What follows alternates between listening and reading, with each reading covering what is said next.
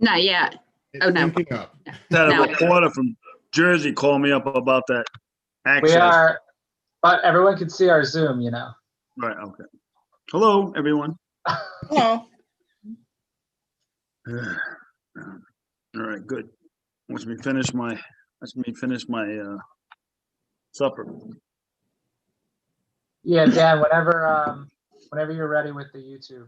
We are ready to go. Okay. Thank you.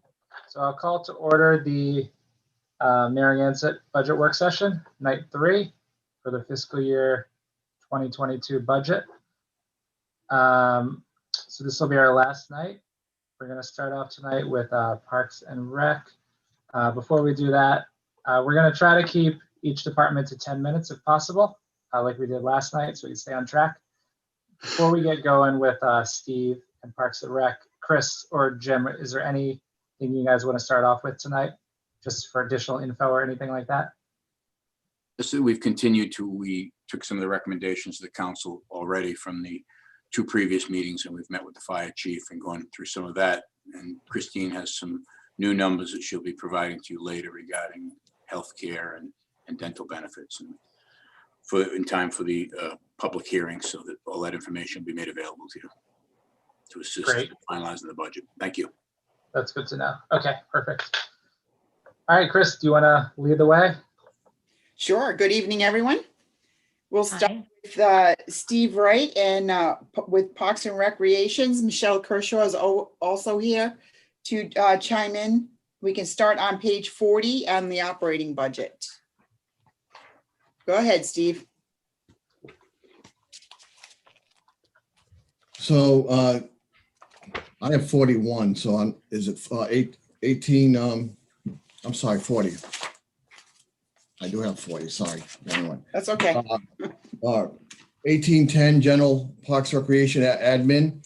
So do you want to go line by item, or how do you want me to proceed?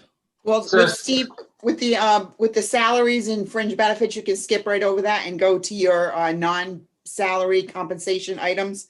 And Okay. been really talking about anything that's a big change. Okay, well, just to give you a little background, with the salaries, there's the director, myself, 2 clerks, a program coordinator, and an event coordinator in our office for admin. And so you know, the director's position and 1 clerk, Michelle Kershaw, who is with me tonight, both of our positions, we split our salaries 50-50 with the beach. So half of our salary is split with the Beach Enterprise Fund. So moving on to contract services. Again, we haven't had any major changes in admin for this year. I don't see any major increases. License dues, publication subscriptions, professional development classes, PC software. It's pretty straightforward in admin for this year. Unless you have any questions, everything is pretty straightforward. Office equipment, telephone, self-surface, that's my cell phone. Again, it's pretty straightforward. I don't have anything to add other than it's really all in salaries in admin. Yeah, it looks pretty similar to last year. I don't have any questions. Anybody on the council have any questions for Steve, the admin? I'm all set. I don't. I'm good. All set.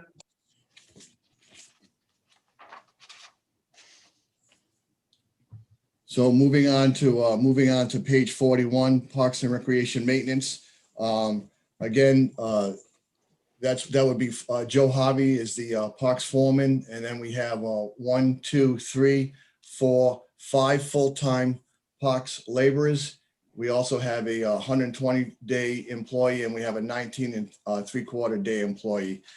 So they are responsible for all of the parks maintenance in town. That's including also helping at the beach, and that would be including all of the lawn cutting, and we also assist other departments throughout town for our lawn care, ornamental care. They also help the library. They help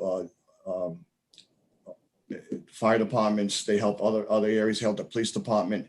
And so they're busy 12 months a year. And, I can get into more detail exactly what they do if you need to, but I think you've all heard what they do every year. As far as the accounts, if you want to get into contract services, again, every single one of these accounts, we're really down to bare minimum. There hasn't been any major changes in these accounts from last year. I don't see any major differences. We worked with the town manager to keep them at bare bones. We switched some things around. I think the biggest thing you'll see is obviously with this division of the department is building repair, grounds maintenance, playground maintenance, and obviously purchase water is a big item, and sewer treatment. So again, pretty straightforward unless you have any questions.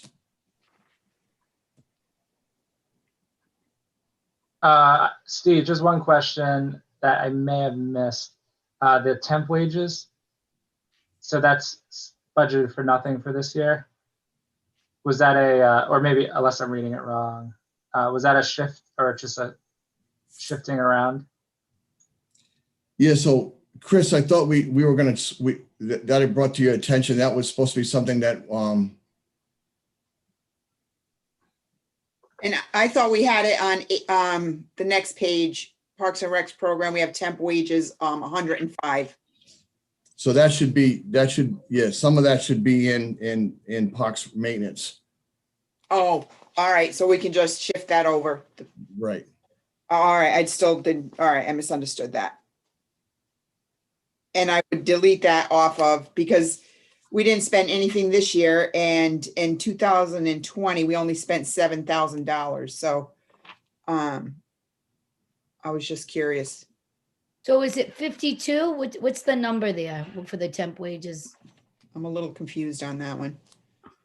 Maybe we can, yeah, because like I said, in 2020, we only spent $7,000. We haven't spent anything this year.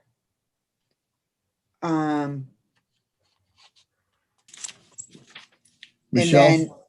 And then, then on the next page, we have 105,000. Yeah, Michelle has the cut sheets on both of those. Michelle, can you come on for and just highlight The original 105, the original budget on the temp wages, 105. We're trying to figure that out.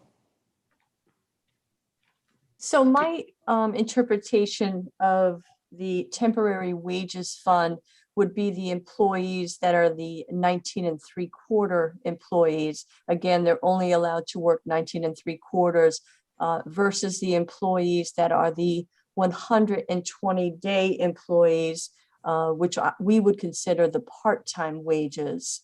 And I understand this year, only recently we had one gentleman, a 19 3/4. He was only with us for a couple of months, and he has since left to go to another job. So it may have been that when his personal action form was done, we included him under part-time wages as opposed to the 50103 fund. Okay. So there might be some confusion there because with Parks maintenance, we always carry two temporary part-time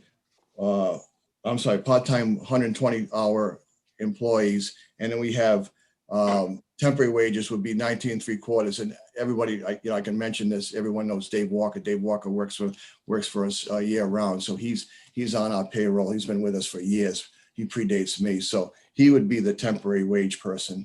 Oh, I have him in part-time wages. So Dave Okay. Walker in the vacant position, or it was Tyler, maybe.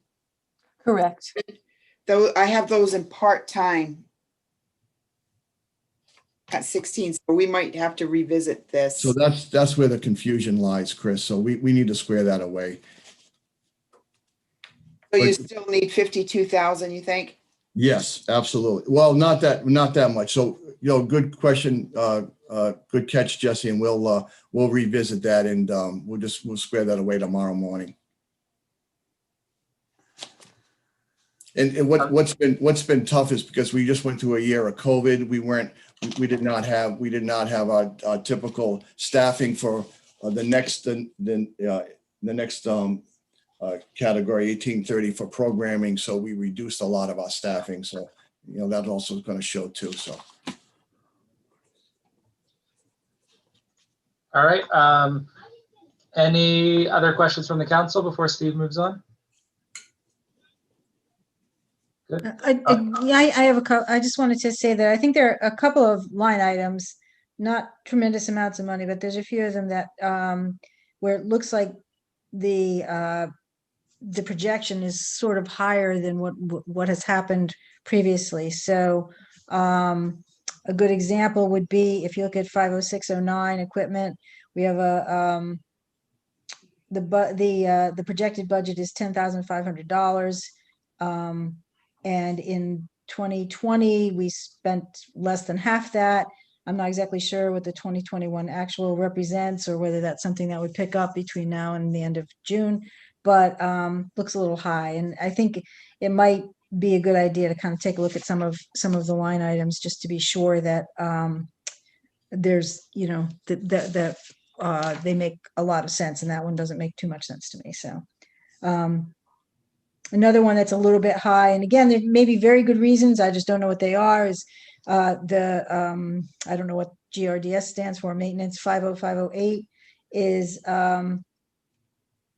it's running about $12,000 or $14,000 less than what the budget is. I don't know if that matters, but it might be worth taking a look at. That's all. So Deb, I can speak a little bit regarding grounds maintenance at this point. Oh, grounds. So grounds maintenance is a significant fund that's needed by the Parks Maintenance Department. That fund is for everything from mulch, agricultural supplies, step 1, 2, 3, and 4 fertilizers, which are all bids that go out, any type of plants, shrubs, game saver for the baseball fields to keep the dirt compacted. That's quite costly.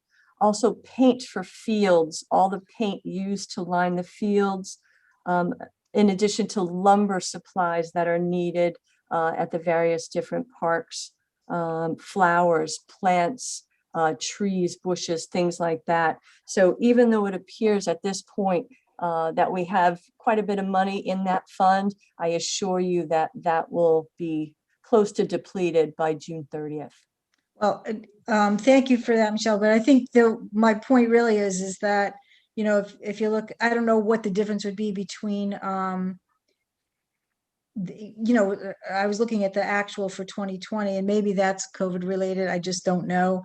But, again, that runs significantly $13,000 less than the actual value of the budget. So I just thought it might be worth taking a look at, maybe looking back a couple of other years. And if you've already done that and that's done, that's fine with me. I just always think it's worth looking at. So Deb, to that point, when you're talking about grounds maintenance, including equipment and all those type of categories, Yep. when you're dealing with the significant responsibility of all the ornamental beds in the grounds and pesticides and lawn treatments and what we do here in the town.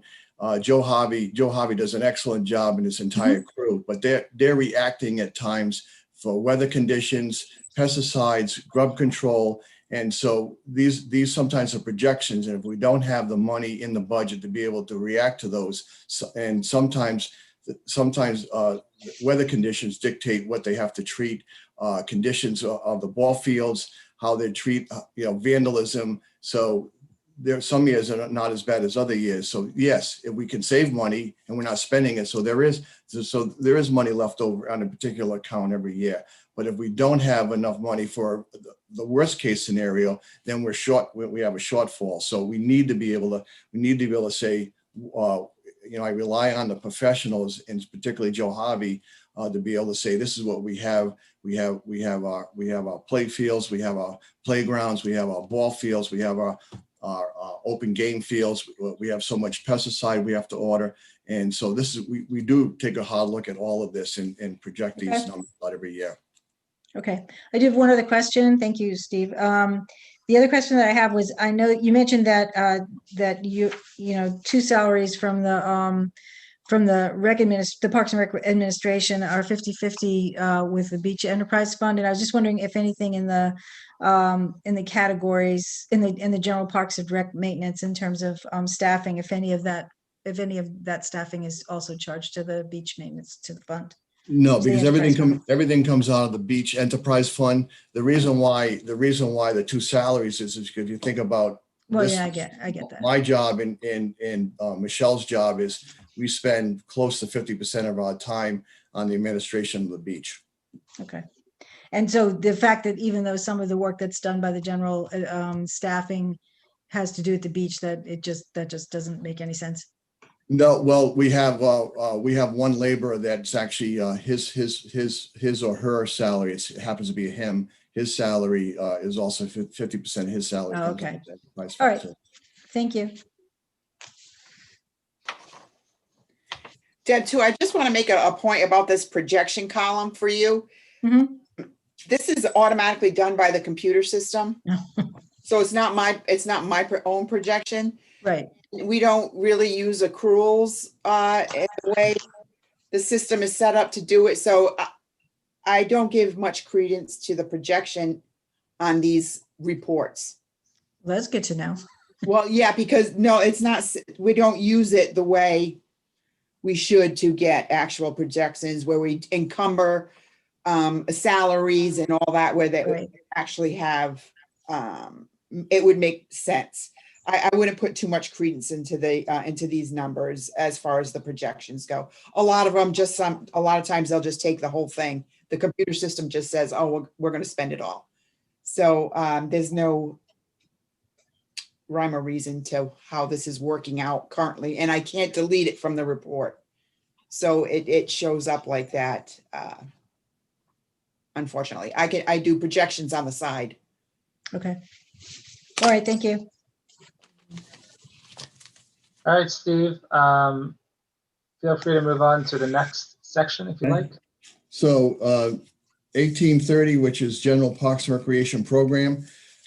This is the one area where you're going to see the biggest difference between 2019, 2020, and hopefully 2021. So some of the categories, some of the accounts, we've taken a hard look at, and we're trying very hard to make the bridge between our COVID year in this coming year. And there are still some big question marks on what we can and cannot do with reopening Rhode Island and some of the programming. But, we see the light at the end of the tunnel. We think we're going to be able to do a lot more than we obviously did last year, and not at 100% what we did in 2019. But so I'll go through some of these, but for wages, right now we have Tyler Hoxie. He's our program coordinator, and then all of the other wages here are all of our scorers, timers, camp personnel. They're all seasonal employees, and so they can vary from spring, summer, fall, and winter, depending on Bradford trout. Depending on summer camps, summer camp this year goes from July 6th through August 20th, I believe.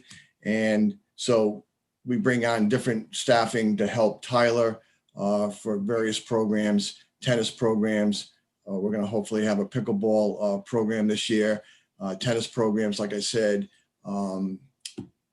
Bradford trout during the winter if the gyms open up, which we're hopeful they will, and also other programming this summer at the beach. So that's where our wages are, and we can get into some of the accounts here. One that I want to bring out right away is 1830. Let me just get my rule here. 50350 is field trips. That's at $15,000.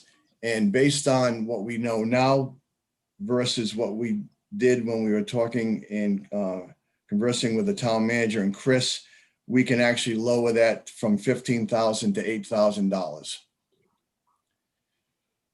And that's due because of the safety of our field trips for our camp. We're gonna be able to do some local field trips and try to keep most of our summer campus here and bring some of the talent here to the camp for the summer. So we're going to do a little bit more than we did last year, but not as much as we did in 2019. So we were able to take another look at that today based on what came out of the state the other day. And Tyler is confident we can live with that number. The other number that we looked at today is tennis, and we can reduce 50352 from 3,000 to 1,500.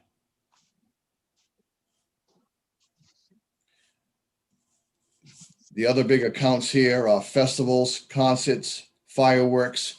Well, you all know that we do a lot of concerts at the beach, at Gazebo Park, the Philharmonic, Gansett Days, and we do special programming like Pumpkin Festival, Scarecrows at the Pier, and all the special events throughout the summer. That's where all that money is accounted for, and we also have sponsors that help out with those concerts. So that money is also helps with the accounting, with this accounting too. The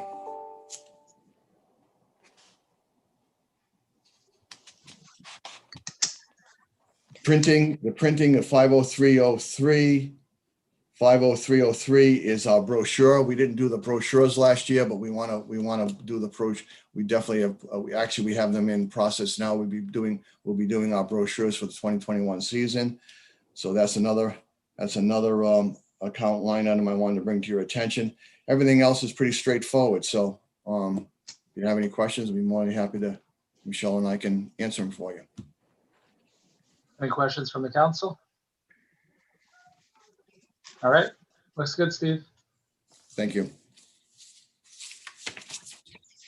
Next one is the senior budget. It's actually the community center, and this is one of the budgets that 2 years ago, Michelle, myself, and Karen Flint recommended to the finance office that we actually remove. It was actually part of the programming and maintenance division.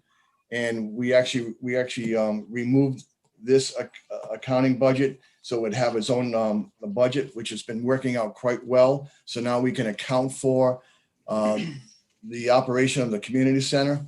So we have Karen Flint, and let me just pull this out here so I'm on the right page.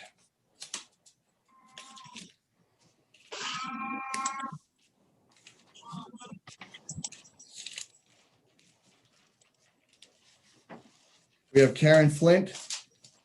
She's a full-time employee. And then we have one other person at 19.75 hour position who works in the office. And we also have a bus driver at 19.75 hour position. We actually are looking for another 19.75 hour position in the office because we just started this past Monday with our new congregate meals program where we're now delivering meals from the community center to seniors 60 years of age and older in Narragansett, and we also let people come and pick, grab, and grow meals there. Once we're out of COVID, we'll be offering hot meals and cold meals from the community center. So that's our staffing at the community center, and we have identified, I think, every line item here that there's nothing that really stands out that we've kind of fine-tuned. It was really last year we kind of fine-tuned things that needed to be adjusted. I don't have anything that really is out out of proportion this year. It's pretty straightforward. So if you have any questions, I'd be more than happy to help you out.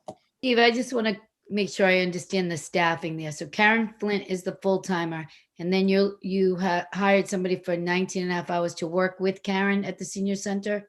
Yes, yes. So originally she or he were in the office to help within the office, but once the meal started, that person's actually helping the bus driver deliver meals.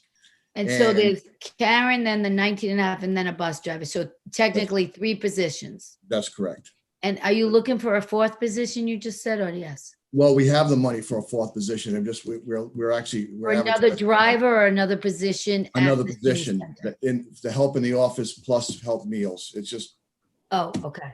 Thank you.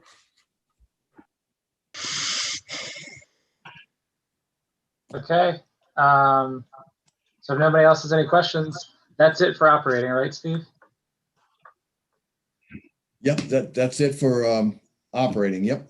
And I just want to comment about the senior budget having a separate page. I like it because you can follow the senior center and the cost of it. So I think that was a good move to Yes, make it and its own department. as you all know, it's been completely rehabbed, the entire building inside and out, and we're still doing renovations. We're doing some lighting. As of today, we're doing lighting on the outside of the pavilion. We have the Take It Outside heaters, which helped us tremendously. This last year, people were able to do outside yoga and fitness outside under the pavilion.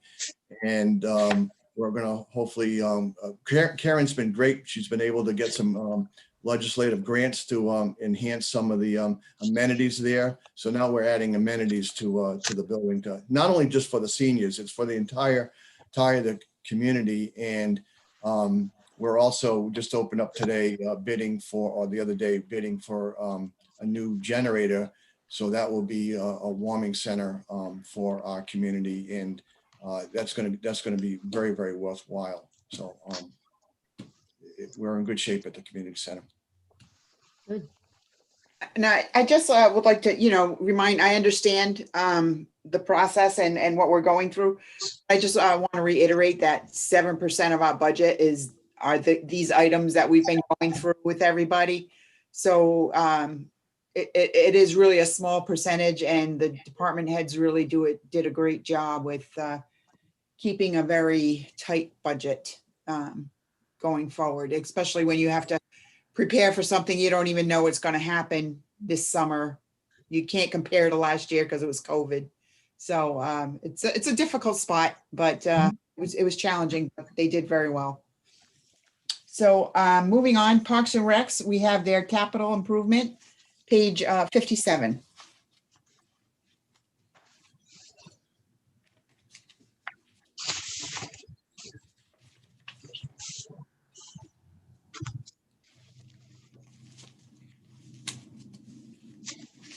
We're not doing beach. Is that Oh, we usually go, we've been doing the operating, then the okay? capital. Okay. So, Is that all right? yep, that's fine. I'm just going to jump ahead here.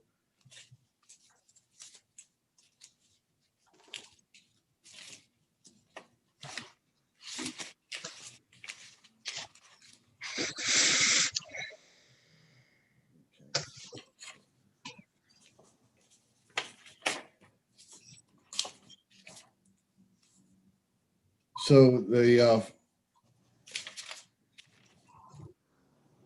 box number 1 is landscape trees, and it's $1,000, and that has not changed since I've been here. And we use that $1,000 for ornamental trees that get destroyed or vandalized or damaged throughout the year. And so that's what that is, and we use it every single year. Box number 2 is vehicle replacement, and we are asking to replace a registration 4370, which is a 2003 Ford F-350 pickup truck with a plow package. It has 132,766 miles as of 11/24/20. It's used daily for parks maintenance, weed spraying, transfer. It has a transfer tank for heavy equipment. it hauls small trailers and also does snow plowing. And we estimate that value for replacement at $40,000. And Mr. DeChico and DPW helps us with that purchase if it is approved.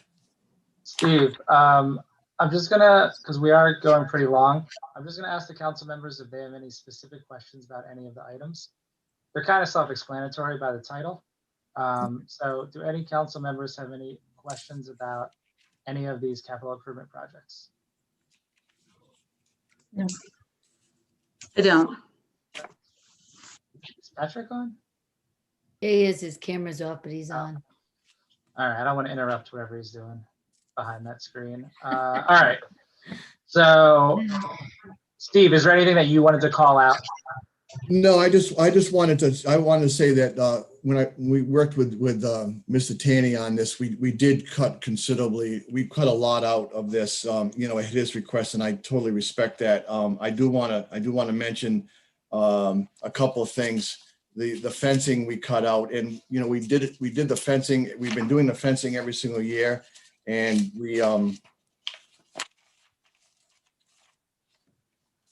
we've been adding the fencing for safety for the children of this community, but we did keep one small portion of the fencing in, and that's to protect our employees at 51 Mumford Road and our vehicles that we've been buying every single year, because if we don't put that netting fencing up from the high school ball field, they get it's almost like Fenway Park. They get hammered with balls constantly, not only the trucks, but also our personnel. So Joe Harvey has been asking for that since the day I got here. And so that was the only thing in fencing we're leaving up. And again, that's for the safety of our employees, plus they've been damaging our trucks.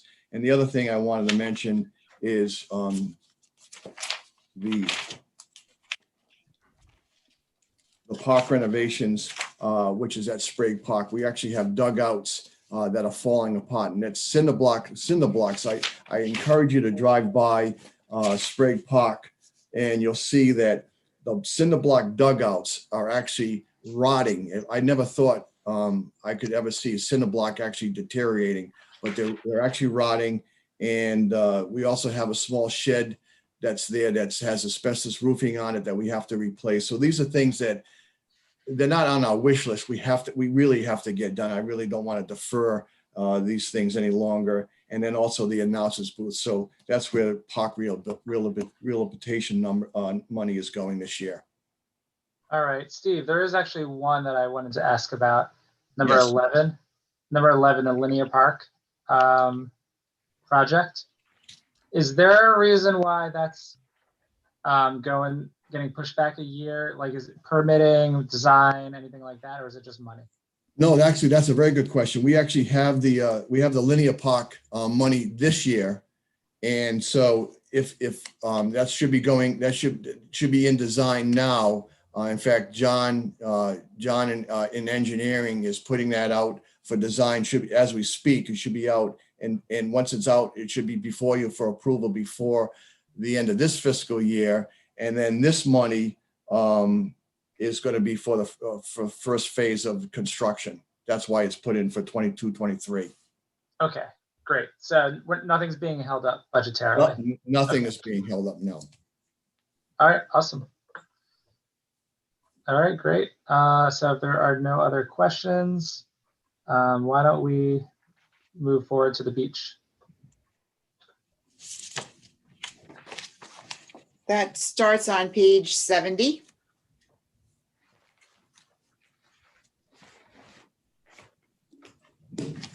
Okay.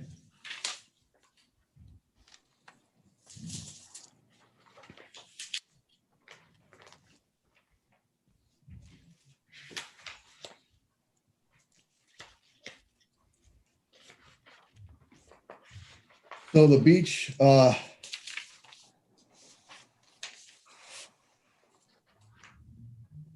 about revenue first. The revenue was down a little bit from last year, obviously because of COVID and attendance numbers and the parking lots being not accessible. So we're hopefully going to have with weather being hopefully better, we're going to have we're projecting to be a better season this year. And so our revenue numbers hopefully are up. As far as expenses, we haven't changed our expenses at all. So I'll leave it up to you. I know that you're running on time here. Do you have any questions on the beach? Everybody knows the beach operation pretty well. We've talked about it a lot. I have all the data here. I have more than enough data here. I can answer any questions you might have about the beach operation and leave it like that. I think it's probably the best way to do What was this. the revenue loss, Steve, for the last season? Well, again, a lot of it was the North Beach Clubhouse, significant loss from last year because of weddings and special events. We only took in $20,395. A lot of it was deferred to 2021 or 2022 versus 100,000. I'll round it off to $100,000 in previous years. And then the daily beach revenue went from roughly around 1.7 to 1.4. So I expect that to be absolutely no problem being able to do that this year. Being able to match 2019 or better, 2019 or better if we have a good summer weather season. I have absolutely no problem suggesting So the that. revenue was 1.4 million? Is that? Well, again, that's just daily. The entire beach revenue was 2,198,304. And that again, I say this every year. That's not Christine's revenue. She's shaking her head. This is not Christine's revenue. This is fiscal. This is calendar year, not fiscal year. Okay. Thank you. All right. Any other questions about operating budget for the beach? Yeah, I had a question. Steve, what was the overall net, if there was any? The overall net was let's see. $830,000. That's pretty good. Is that Right? about right, Christine? Somewhere around there? That's what I have, around $830,000. Yes, around there. Well, And that's, the fund balance is still healthy at 4.6, but Yeah, that's what I have, 4.6 for fund balance. And again, that's with building out the cabanas. right. Now, yeah, we did make that donation to the 125,000 to the replenishment of sand. Oh, yeah, well, that's part of the. That's in there, right? Okay. That's in part of the budget. Yep. All righty. And I always like to mention this, maybe I shouldn't, but Mention it. we Go ahead. it's I guess it's my last time I can do this.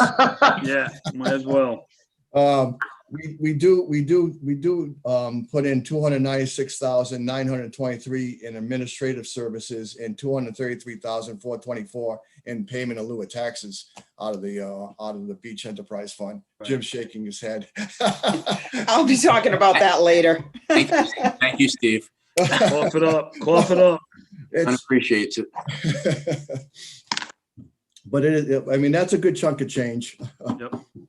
Good. So the beach does all right. And what we're asking in capital this year is to, are we talking about that next? Yeah, we can do that. Okay. So 91. 91, sorry, yeah. Mhm.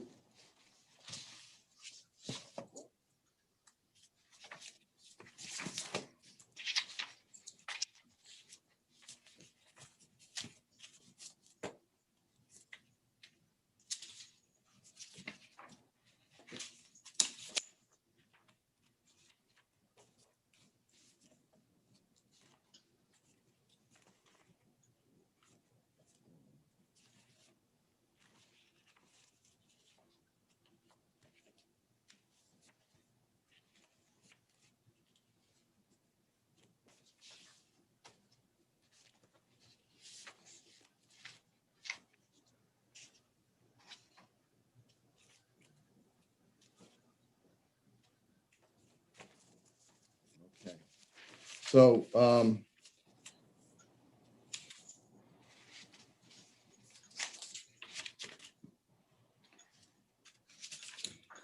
beach number one is other improvements. So we have $90,000, and other improvements really is for, various landscaping repairs, dune fence improvements throughout the beach.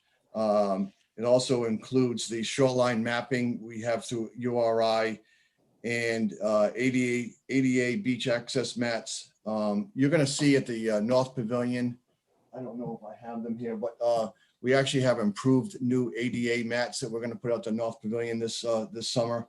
So all the miscellaneous beach amenities will come out of other improvements out of this fund, out of the capital fund. Sand replenishment, Patrick, that's for beach number two. That's $25,000. Right. Number three is zero. That's renovate existing cabanas. And number four, $25,000 for the North Beach Clubhouse. We rent tents from the local tent company, and they take them down, put it up, take it down, put it up. We'd like to explore either purchasing our own tent and renting it all summer, and some type of a hard frame that we can leave the frame up and take the tent down. So that's what that $25,000 is. We've had some discussions with Daisy McLeod, the coordinator here, and we think that's a pretty good business model to go for. So that's what that's about, and we think that's a smart move. Beach number five is renovate the South Pavilion lockers. If you haven't been in the South Pavilion lockers, it's dark, it's dreary, and we want to do something for the residents. So that's our next project we'd like to do at the beach. I think we've hit everything at the beach except for the inside the South Pavilion. We also want to do something in the lifeguard room, and so that $30,000 for this year, Council President, would be for the design, and then 150 for 2022 or 23, might go up a little bit more, would be for the actual construction. But that would put natural lighting inside there, and to really renovate the inside of those South Pavilion lockers. If you haven't been inside them, I encourage you to do that. They're really outdated, and they do need a lot of work. And again, for our residents. So what's the big bump in the storm reserve? And What, 7? That hasn't been recorded on the books. Yeah, I didn't change that, so that hasn't been recorded. That's right. That just hasn't, it comes up every year. He reserves, and it's a growing fund, 125,000 every year, and it's up to 750,000. And at some point, there is a limit that they wanted to reach for the storm reserve. I just thought it would be good to start capturing it for anybody new that's coming on board that hasn't been here and doesn't have the history. So I recorded it this year. If you look on the capital improvement plan, you'll see where it's 125,000. And on the bottom, they've built up, up until 2021, 625,000. So of their 4.6 million, they're reserving now 750,000 of that is for storm reserve. Okay, so they wanted to build up almost like a restricted reserve for that. So the total of capital reserve for capital improvement projects is not 920,000, because that's what it says in here. Can you say that again? Well, so if you look at the total for capital improvement, I could be looking at something incorrect, but it has 920,000 as the total. Okay, for the beach? Right. Yes. Right. Well, that's because 625 of that is from prior years. And I don't know what page you're looking at, but I can 91. I just want to make sure it doesn't carry over to the total budget just because it's in here like this.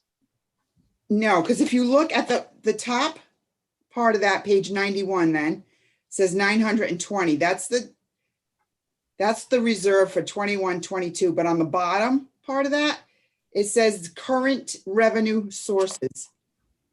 295. Total is 295,000. Okay, great. Good? Yeah, thank you. Sorry about that. No, that's fine. No, that was a good question because I saw the 920, but right underneath it, you got the 295. Right, right. So he's have prior years built up, make that total. Thank And you. that's important to have that reserve for storm. I think that has always been a goal to try to have some money there just in case. Did I say that correctly, Steve?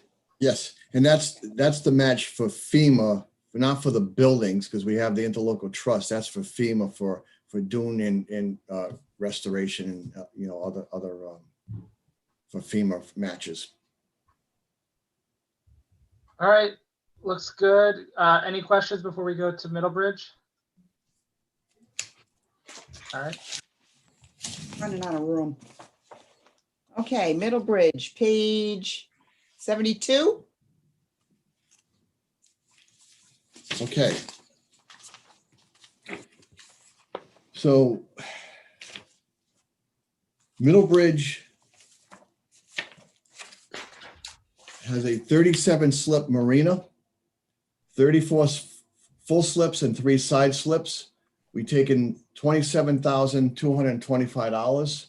We have one residential lease now. One resident recently passed away, and that was in Cottage C. So we're not renting that any longer. So the one resident left is in Cottage B. We do not have a yearly lease.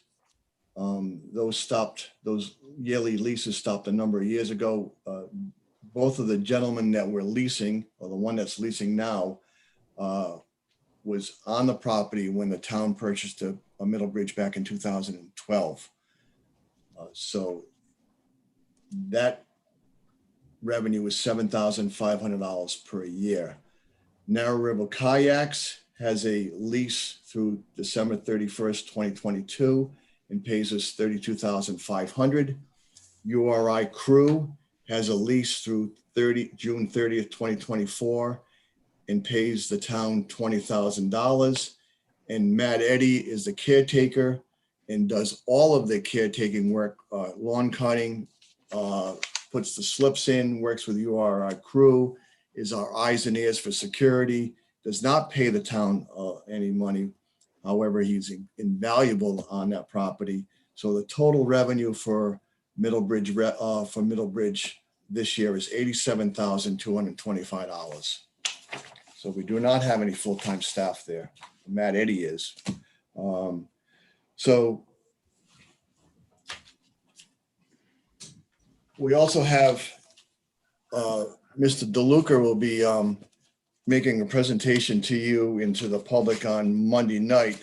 And you've heard about CRMC is also doing entrance and renovation to Middlebridge, 100% project now. So that's happening hopefully fairly soon. So this budget that you see is very thin.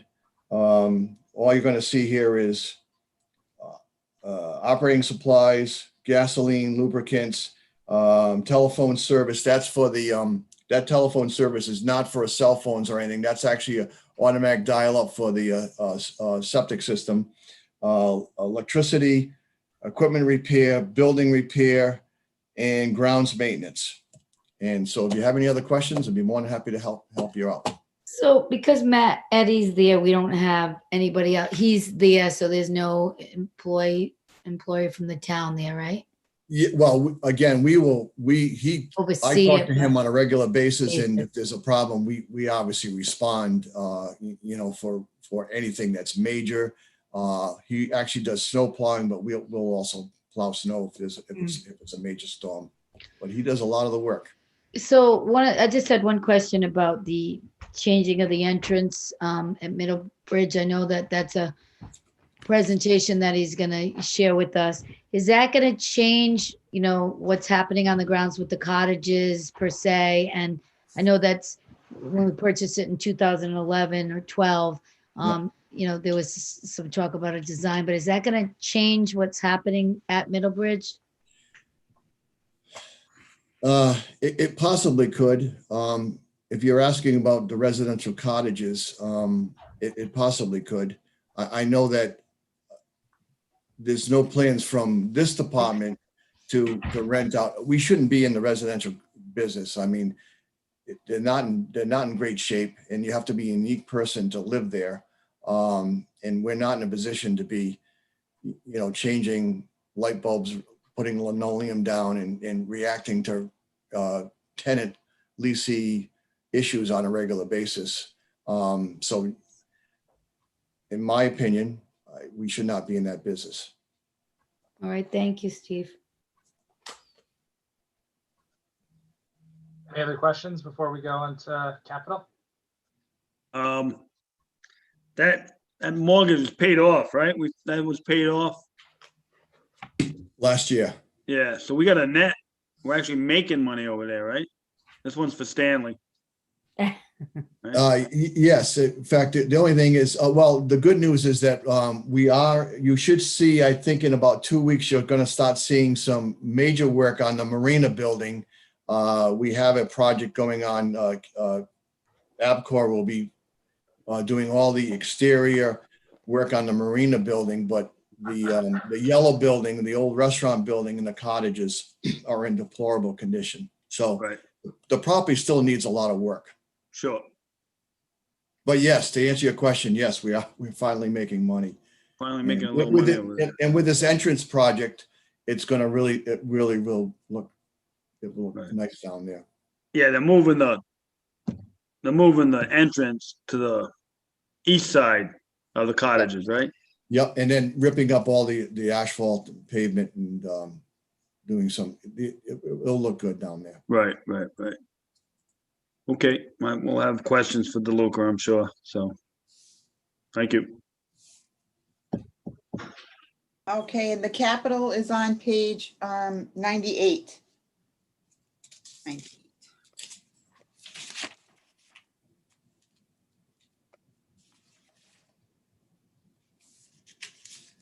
So good segue about the entrance. So we have a $10,000 request in for amenities to go along with that entrance, and that would be to put bike racks, picnic tables, and park benches once that entrance is done, and that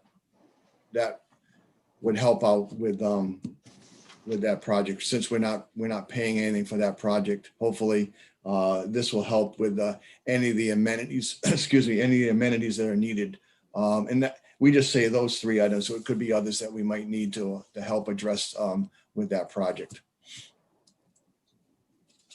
And the other capital project is $25,000 for renovations to the building repair. And so that's the unknown for either the cottages, either the demolition of the cottages or renovation to the yellow building. Once this project is underway, we'd like to see the next building. Again, we've got the marina building done, not the interior. We'd like to start on the next building, or either that get permission to tear down or utilize the one or two of the cottages, either utilize them as a restroom, public restroom, or the next phase of a master plan down there.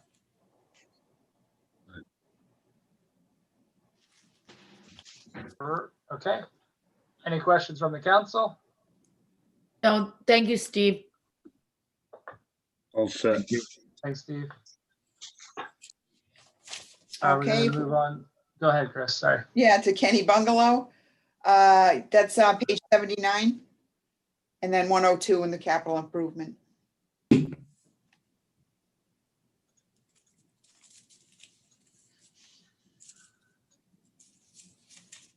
Okay, so Kinney Bungalow, we had, again, same thing with North Beach Clubhouse. We had significant revenue loss this year because of COVID, in 2020 because of COVID, or deferred until 2021 or 22. So Daisy McLeod, who shares her salary between, and remember, she's really not she's a full-time employee, but she's not with full-time benefits. She splits her salary between North Beach Clubhouse and Kinney Bungalow.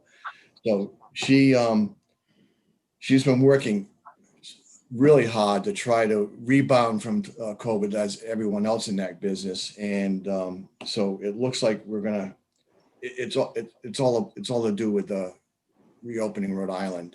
As soon as the numbers increase, people are out there looking for these areas. And I see Dave on the towers is the same. They're doing a little bit better, hopefully, but we can see the uptick in requests. She's showing the buildings. People want to see these buildings. They want to utilize them. It's just what's happening with the state and throughout the country is that the demand on getting tested and the numbers and social distancing is making very difficult to utilize these buildings. So Kinney Bungalow had a tough year with revenue, but hopefully we'll see a better year in 2021 and 22. So it's pretty straightforward budget. We haven't seen any increases, and so we're not asking for anything. All right, and how about capital? It looks like just one project there. Yep, one project, and that's the kitchen. So the kitchen that we're asking for, the upgrade in the kitchen. Actually, two things. It's Jeff Farrell's the one who actually brought it to my attention. We have two structural columns outside of Kinney Bungalow that are actually rotted, and those need to be replaced sooner than later. So that's what that $20,000 is in there for exterior columns, and I think that's it. Okay, pretty simple. Any questions before we go into sunset? I just had a question about the bike path that it says extension of the bike path. Am I on the right page, 98? 102. You mean for For the Capitol, Middlebridge.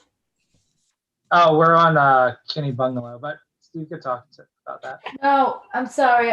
I'm sorry. I'm on the wrong page. Kinney Bungalow, I've got it. Sorry, go ahead. All right, so I'm good. Okay, cool. All right, Steve, we could move on to Sunset Farms. That is on page 80. Do you want me to start, Steve, and then you can say? Yeah, go ahead. 80 on the regular budget, right? Yes, 80 on the regular operating budget. So this fund has 11,676 remaining in fund balance. It's rarely used. We just have insurance on the building, and then you have the purchased water service, and then we reserve a little bit for building repairs. As you can see, we really don't use much of it except for we cover the insurance and the purchased water.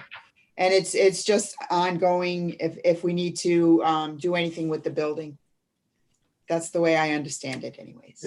And that's correct. It's if Jeff has any problems with the exterior of the farmhouse, then he would ask this department for funding for the repairs. He'd actually do the repairs, but he would look for us for the money for the materials. And we have not had that request for some time. No. He's actually been pretty good about that. So that's what that line item is. And again, if you don't have it in there, you never know what's going to happen. So we're going to have some money in there, but it's not used. Right. It's their own fund balance. So it's been around for a while. And that's All right. for that. Thanks. Any questions from anyone? Pretty simple. All right, Steve, I think that's it, right? Thank you. That's it for items, Park and Rec related. All right. Thanks, Steve. We appreciate it.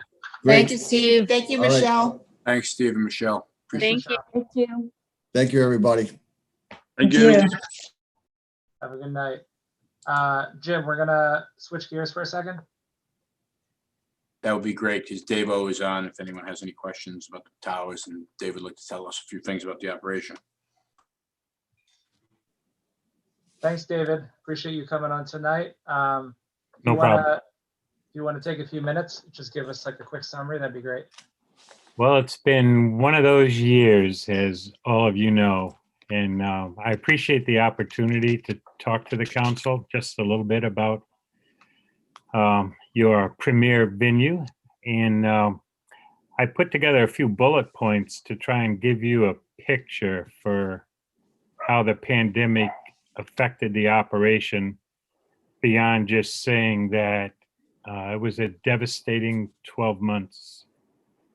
And thank goodness the towers had a healthy fund balance for anything unexpected, whether it was storm damage to the building or we couldn't hold functions because the building was damaged or whatever. Never anticipated having to deal with a pandemic, but the fund balance has done the job for us. At the beginning of the 2020 season last year, before the pandemic came upon us, the towers had 119 private events under deposit for the year, 85 of which were weddings. As of the end of 2020, we had only held 18 events. So they were either held before the pandemic restrictions or they were held late last year before the pandemic kind of rebounded on Rhode Island. But those 18 events only generated about $27,000 of revenue. Of the rest of the 119 private events, 42 were canceled, and we refunded all the deposit money that we had for those 42 events. The rest of the 119, if my math is correct, there were 54 events which the participants either rescheduled or postponed to a date to be determined. Those 54 events affected our revenue to the tune of about $133,000. For the 2021 season, which bridges the two fiscal years, the one we're in now and the one we're going to be beginning, there are 106 private events scheduled, and that includes bookings that were originally scheduled for the year and also a large number, well, probably all of the 54 that were rescheduled from 2020. Since the 2021 season started, we've had an additional 13 private events that were rescheduled that have decided to cancel, and they have been fully refunded. 5 events that were not originally scheduled for 2020. They were scheduled for 2021, have canceled because we either couldn't hold the event or their event couldn't conform to the current COVID restrictions. So those 5 events have been canceled and fully refunded. Our total event revenue that we anticipate for the 2021 season is about $252,000, less $47,000 of refunded money. Keep in mind that the towers is basically on a cash accounting basis. So refunds are a reduction in our revenue line.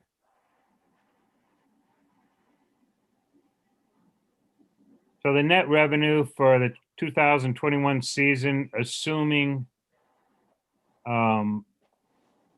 we're able to operate somewhat, will be about $205,000. And that doesn't include any deposits for future events beyond this year. So budget impacts to the towers. We started out at the end of fiscal year 2019, we had a fund balance of over 400,000. We took in total revenue of 275,000. That fiscal year, we had operating expenses of 233,000 and net revenue of 41,000. Fiscal year 2020, we had some pandemic impact. Our net revenue for the year after the refunds that were made during that fiscal year was 190,000. So you can see it was down from 2019.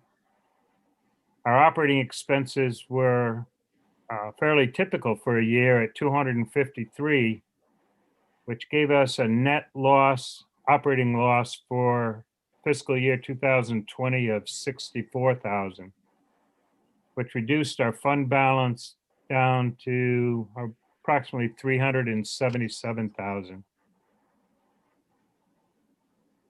So for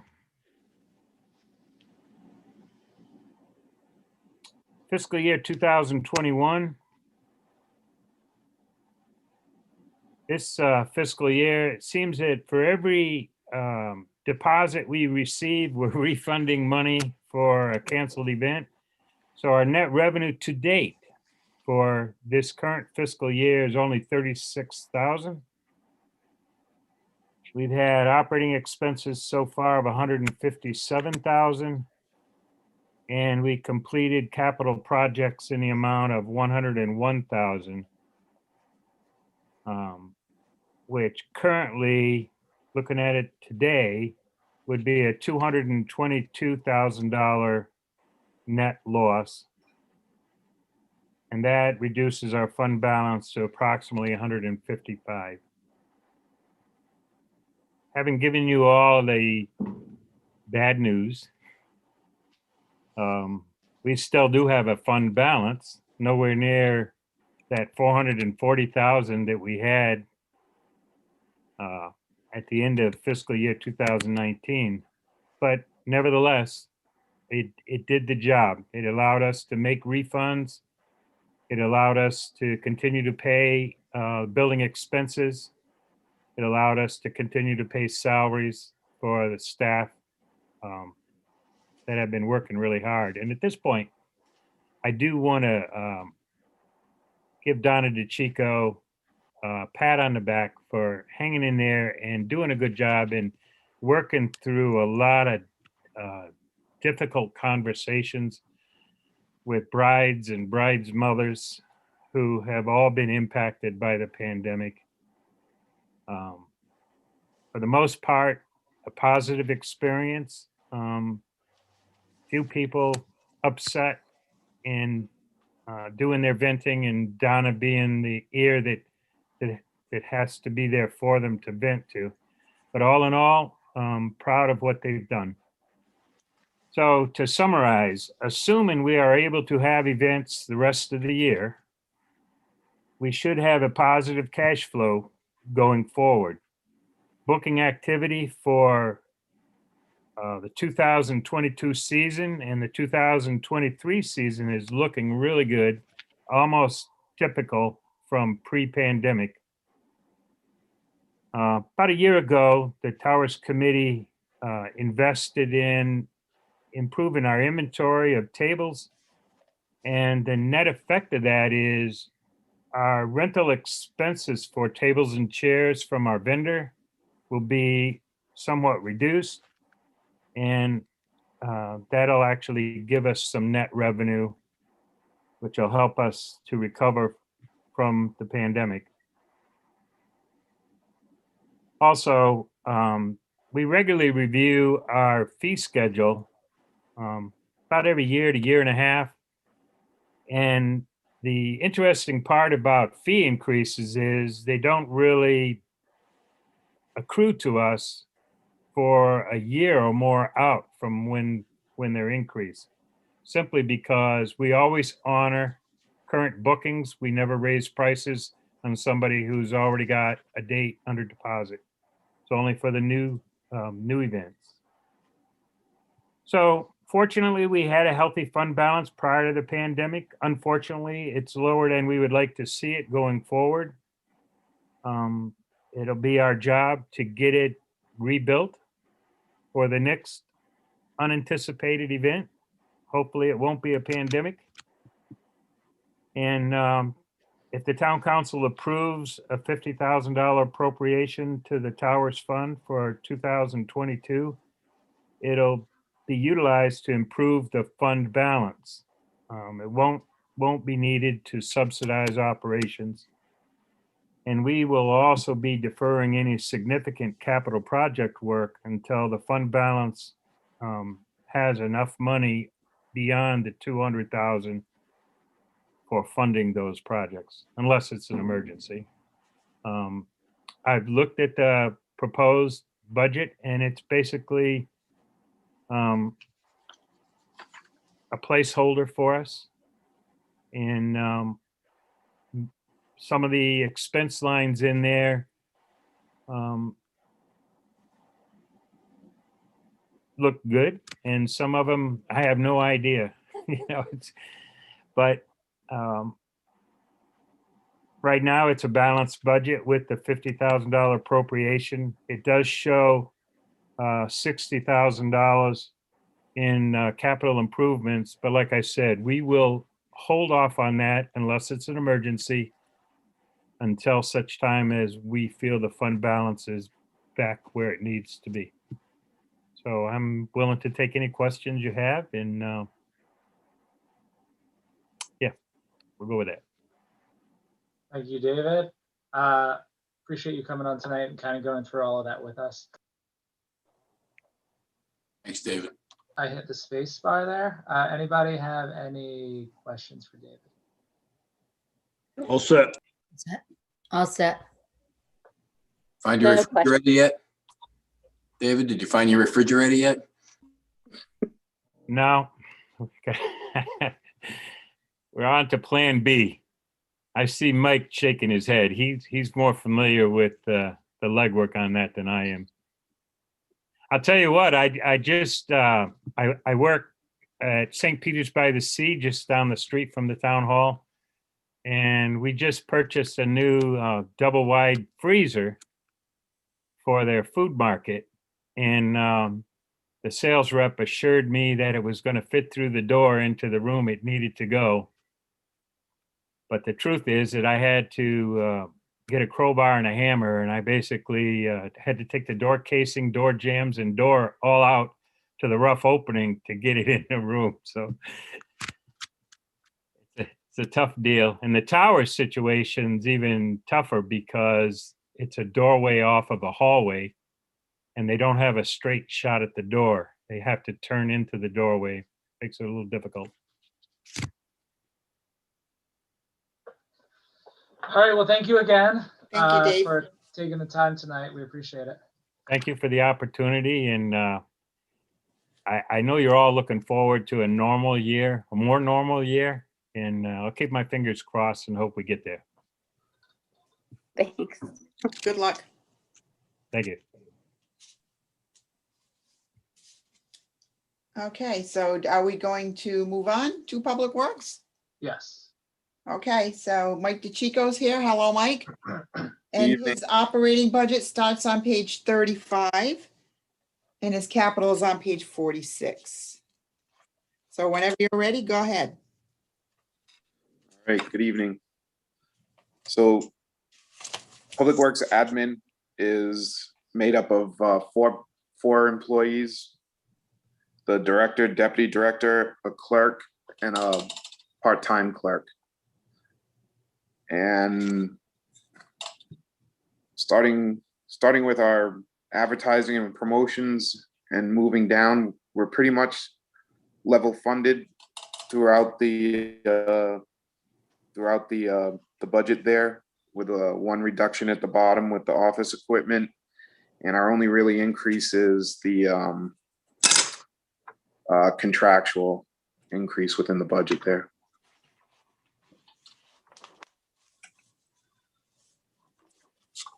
All right.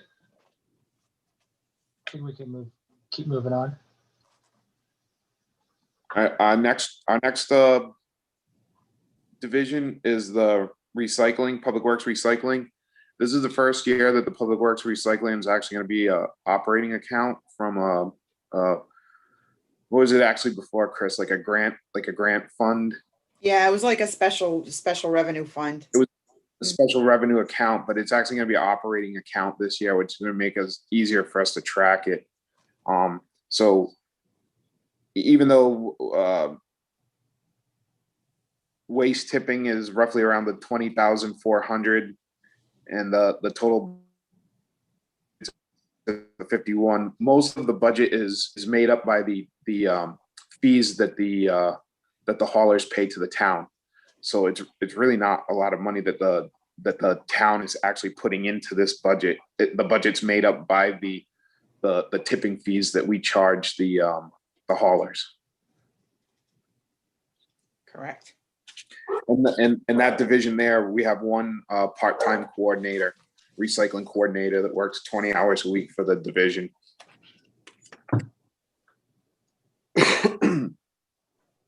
Next one is facilities. Facilities, we actually have a reduction in the budget going in.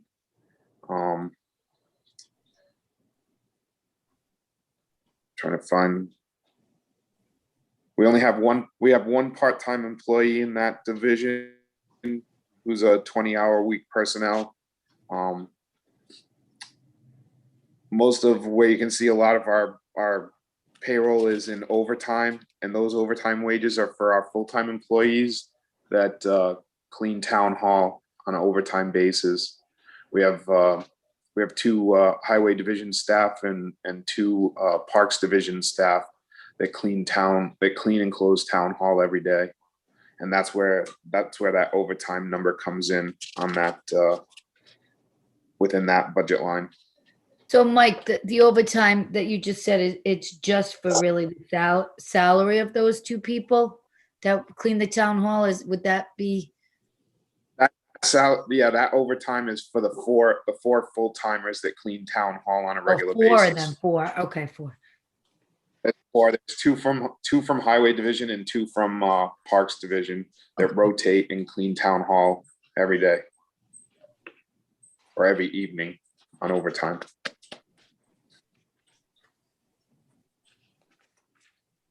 Thanks.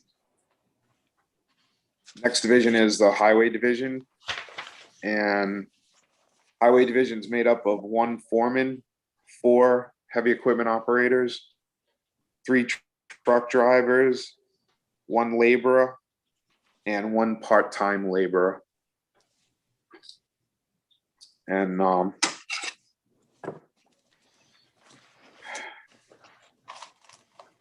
pretty much waste disposal, license and dues.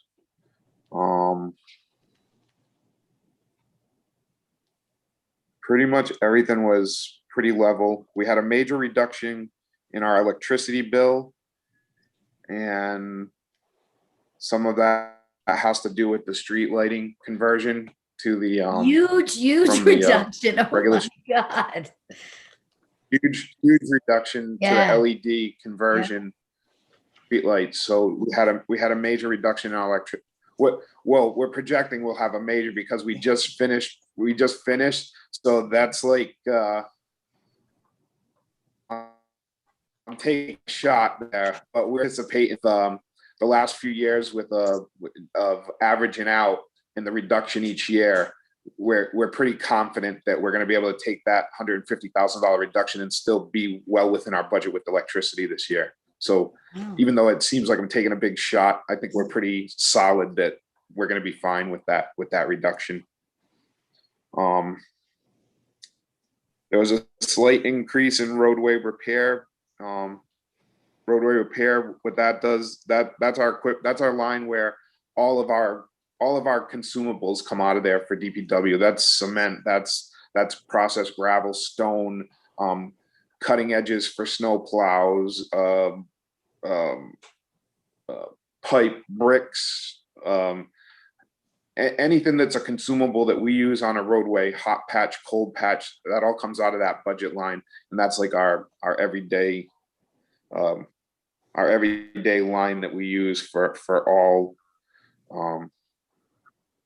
consumables that the division uses on a daily basis. There was a slight increase in there, but it pretty much it was contracts and that one line with the roadway maintenance. Last division is fleet maintenance, and in fleet maintenance we have one mechanic foreman and 3 mechanics. We maintain over 300 pieces of equipment, including the bus fleet now, which we have for the last 5 years. Working with Steve Gormley and replenishing and replacing a lot of the bus fleet. We were spending a lot of money on replacing the fleet and upgrades to the bus fleet, but now we've leveled that way. We've got that way down with replacements that Steve has made and recommendations that he took from us. We have a slight increase in the budget, but it's pretty much just contractual increases. Are there any questions? All right, any council questions before we go to capital? No, all set. Thanks, Mike.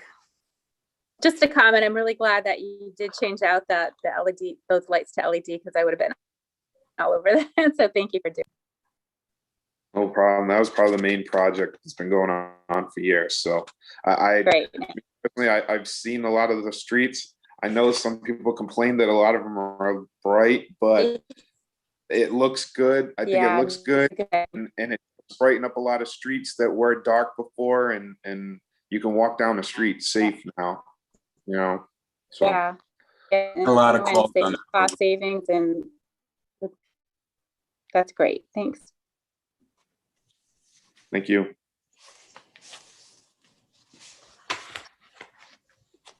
Okay, so capital is page 46. Yes.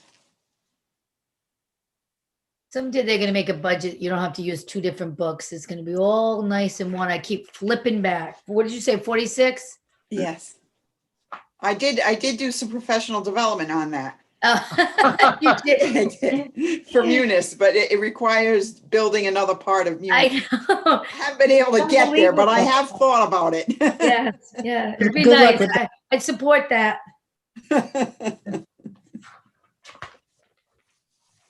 You should see the spreadsheets. I'd rather Yeah. have all in Munis.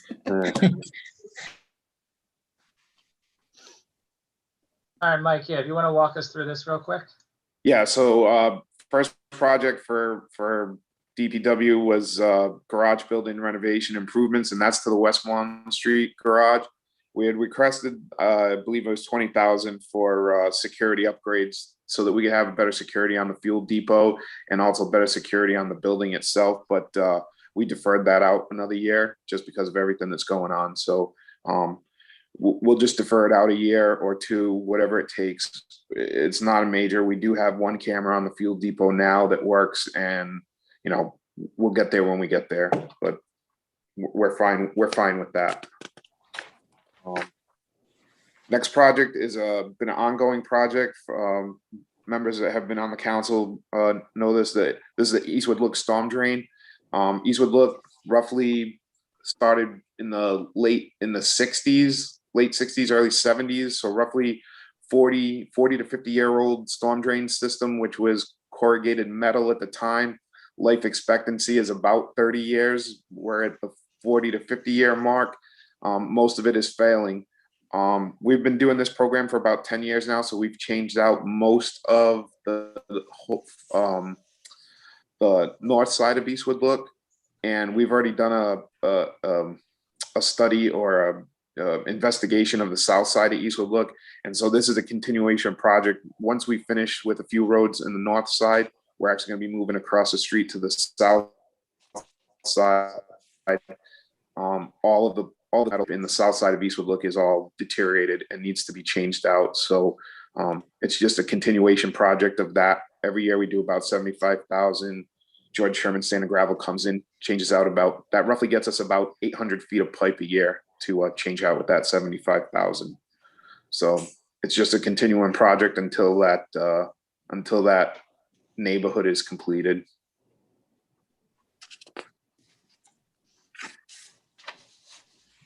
Next project is just storm drain general, and that 75,000 request is pretty much for any other storm drain issues that come up in town. We're currently working on a storm drain issue in West Passage right now, and we have some other small issues in Bonnet Shores that we're working on. And that 75, I mean, it really doesn't go far, but it gives us room to at least try and do something to help mitigate some of the stormwater issues in different areas.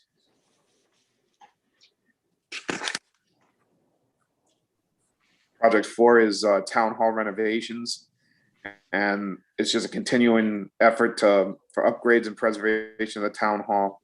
The 200 that we asked for is partially for renovation to downstairs for the IT department, and then the other I believe 50,000 out of the 150 is for flooring upgrades, to continue with the flooring upgrades on the interior of the building until we can figure out what we're going to do with funding for the facade and the main entrance and the stairs and the windows and everything else that needs to be done to the exterior of the building.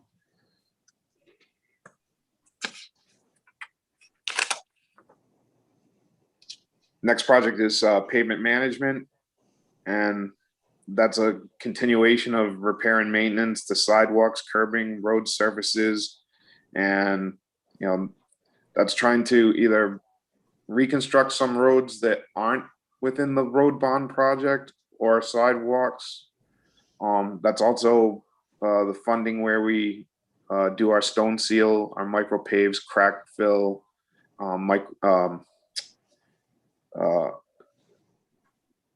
curbing, sidewalks, any of those types of repairs all come out of that line. The 350,000, for 350,000, I mean, we can stone seal roughly 30 roads for about 150,000. To reconstruct one road that's maybe a quarter of a mile long would eat up the whole 350, and we wouldn't be able to do anything else. So those maintenance things that we do with the crack seal and the chip and the chip seal,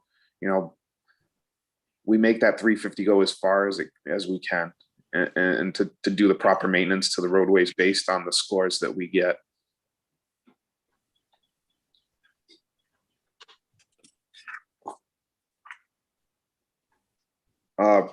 Project number 6 is equipment replacement, and we've been holding off the last few years. The street sweeper that we're looking at replacing is roughly about 15 years old.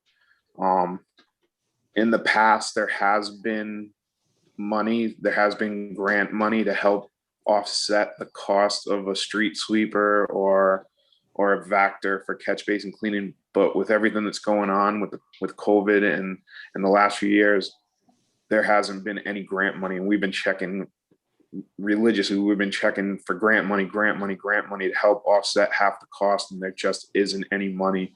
And that's why that number is in there at the 270,000 to replace our oldest street sweeper. And we're at a point now where we're going to start throwing good money after bad, and we take care of our equipment. If most people understand how very preventative maintenance we are with our equipment, and very rigorous maintenance, and a 15-year-old sweeper, I know it doesn't sound old, but it is in the public works world. It is, and we wouldn't be asking for it if we didn't need it. So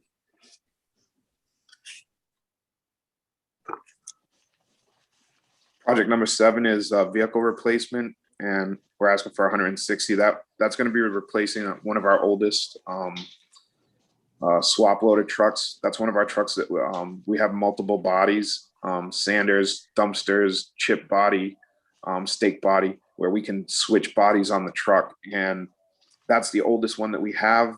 We're looking to replace that and upgrade it to a newer model.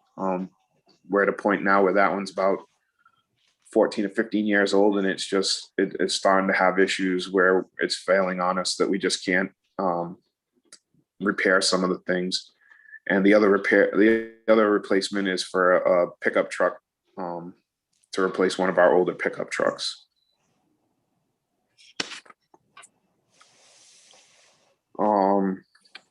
Number 8, fuel tank replacement. That project's pretty much been completed. So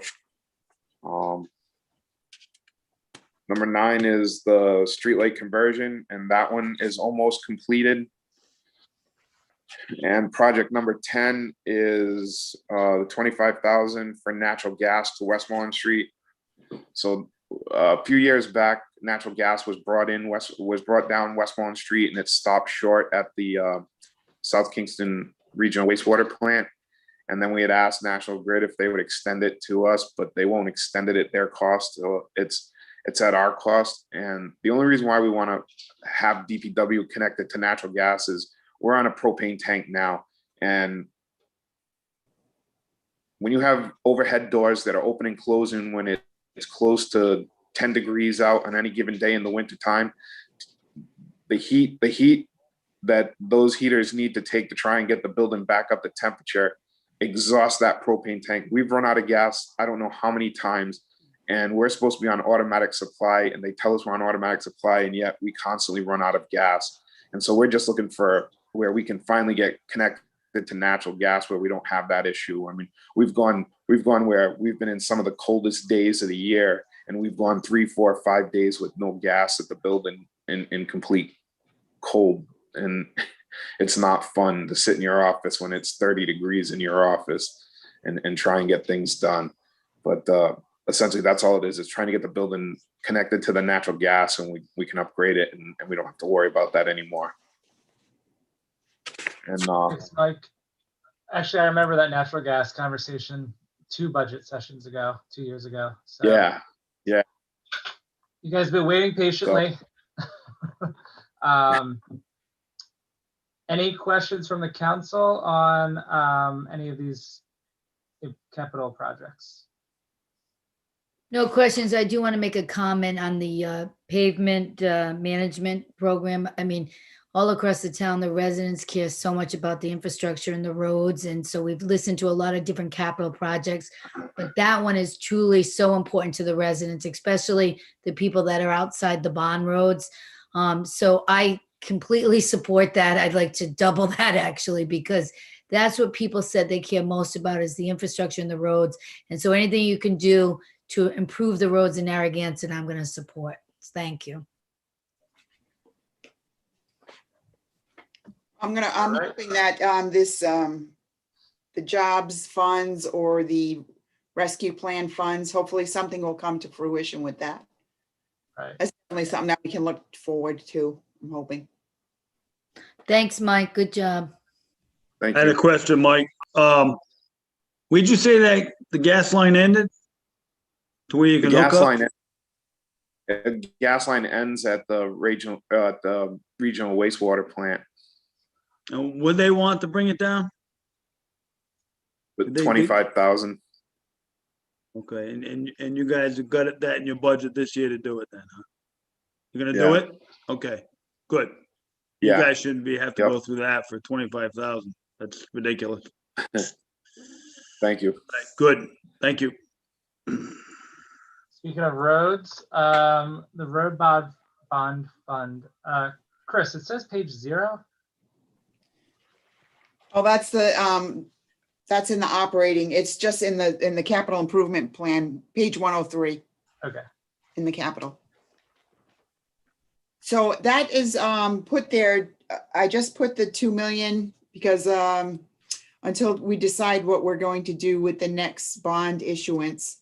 And with the library 2.4, and we went under a small issuer tax exempt bond status. So we have to stay under 5 million for the calendar year of 2021.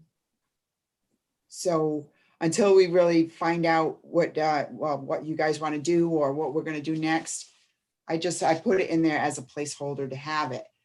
Now, if we can do something with the rescue funds too, that's another story. So there might be a little bit of thinking more detail about how we want to move forward with that. But it is there if we choose to go to bond in 2022 fiscal year. There's still 5.6 million left of the 17 million to issue road bonds. 5.6, okay. Does anyone have any questions about, for Chris or for Mike about this? Well, the 5.6 is left, and so would that be a discussion or will be a rating of the roads? How will that be determined to spend? I mean, we're not the experts on the road ratings, but that 5.6, what is the plan on moving forward to continue with the more challenged roads? That's project 3, I believe, right, Mike? Phase 3, I mean? Yeah, so phase 3, so there's 35 roads that are currently in design. The first 7 are almost complete with design. So what we did is we broke it up into Oh, the yeah, we saw 35 those roads streets. into So 7. I don't mean to interrupt that, five- but those, oh, go ahead. Sorry. Yeah, so it was broken up into like 5 groups of 7, and so they're designing the roads in groups of 7s. The first group of 7 is almost complete, and so what it is it's so that we can always have a group of roads to construct and to work on, and they can finish the design on the next group. So we're not having a full package of 35 go to like CRMC for approval and just sit there. So we broke it up to go a little bit faster. The 5.6, the remainder of 5.6, even if it is all bonded for the 35 roads, is not going to complete the 35 roads. So there's more road work than there is money. Right. So you said it's about 350,000 per quarter mile? That's what you said previously, right? It's about $1 million a mile. Right. Okay, so you got about 5.6 miles of road. Right? But the 5.6, you already shared with us the roads that have been selected. That's what I want to make sure I understand. The 5.6, Yes. you already have a template. We saw those roads. You're going to finish off the money with those 30 roads. With those right? 35 roads. Okay, I got it. Yes. Thank you. I didn't know if it Yep. was new money. I was jumping on it. I Oh. didn't know if it was an additional 5.6. Okay, thanks. No, at 5.6, when that 5.6 is bonded, these 35 roads are the 35 Okay. roads that are part of that 5.6. Okay, thank you. What of the 35 roads, do you have a estimated miles? Not off the top of my head. I can get it. Right. I can get Sounds it like for some of them are short. Yeah. Well, I mean, if we got 5.6 miles of road and he's got 35 roads, I mean, that's, Yeah, it's math, right? yeah, there's a real big math problem there. Yeah. So, all right. Maybe get some COVID money. Yeah. I don't know. We're getting 1.5 anyways, so Estimated. estimated, okay, staying corrected. So Christine conservative. that's another 1.5 miles. So we're up to 7. So, all right, All right, any other questions for Mike, or should we let him go? Everyone good? Thanks. let him go home. Thanks, Mike. Well, let Thanks, him Mike. turn us off. Turn us off. Thanks, Mike. Good night, Mike. Thanks, Mike. Thank you. Okay, I think, Okay. Chris, you're up for a while now. Yes, I'm up for a while. So I'm going to try to share my screen. Dan, can I do that now? Yes, you can. Oh, there we go. Okay.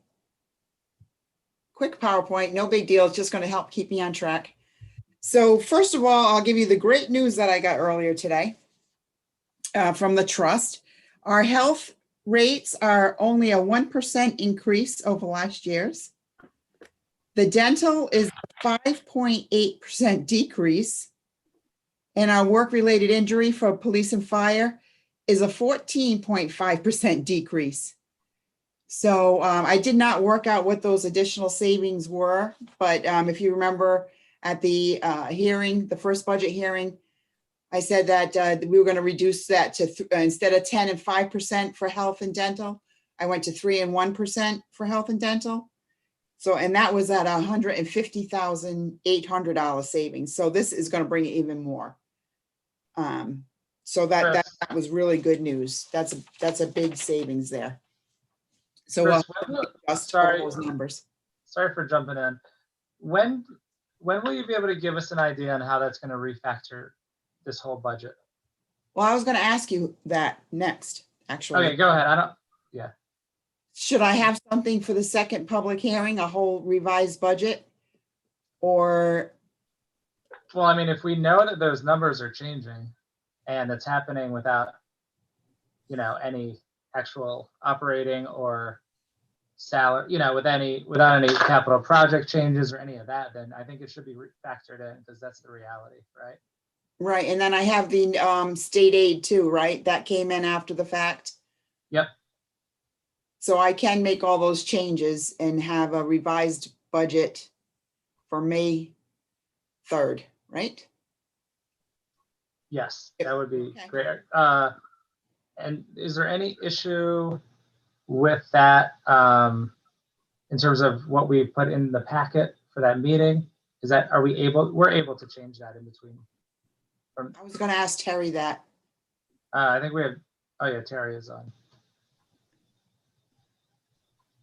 Terry, that's common practice, right, to do that? Yes, as far as a revised budget coming in for the second public hearing, absolutely, it's a work in progress. So especially something like that, that's just new information. That's not any action that's been taken by the part of the council to reduce or add to the budget. That's just new information. So it's a Right. fluid document. Okay. Thank you, Terry and Chris. Thank you, Terry. Okay. So this is the finance budget for 2022. The finance department is made up of finance and purchasing, the accounting department, tax collections, and tax assessing. We have reduced the tax collection office by one position there. We reduced one clerk. We have about a 1% increase over the 2021 budget. And the one big addition in all four of these budgets is that we started to refund the allocation for the revaluations for the tax assessor's office at $50,000 a year, to support the 3-year reval. And we added, stated the other night, the funding for the new upgrade for the system for tax collections. As I said, it's about a 1% increase. Our accomplishments, we closed 2020 fiscal year in a surplus position with 0 use of unassigned fund balance.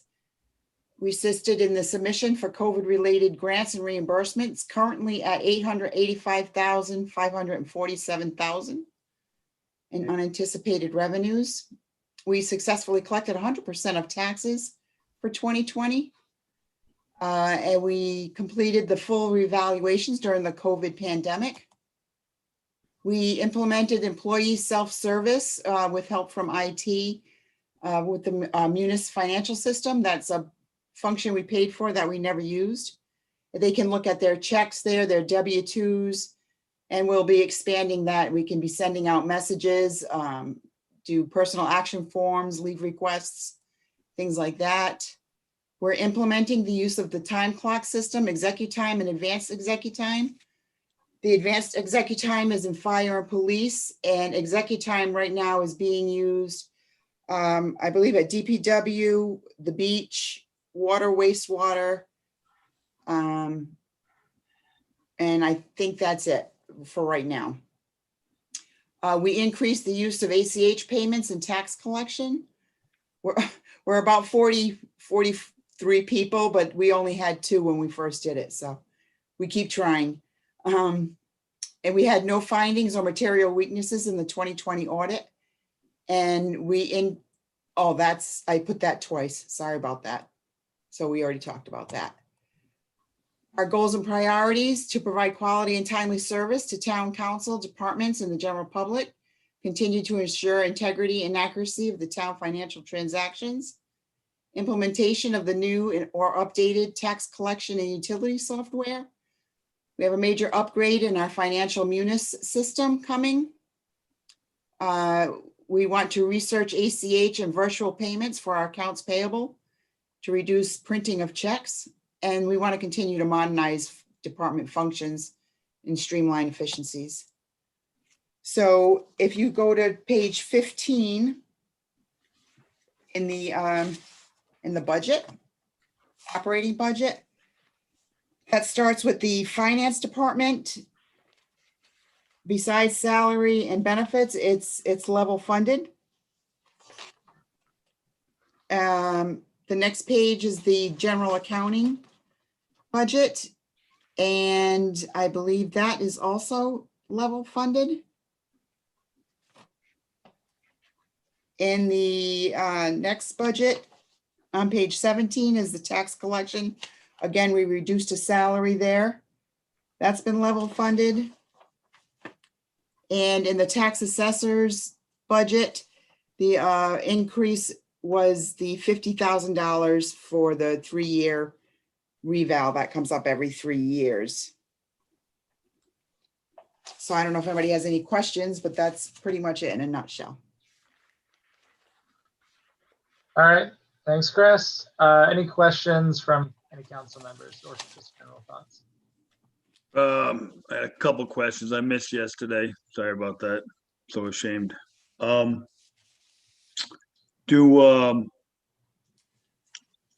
money we're getting from the COVID money, and I know it's an estimate, is there a range?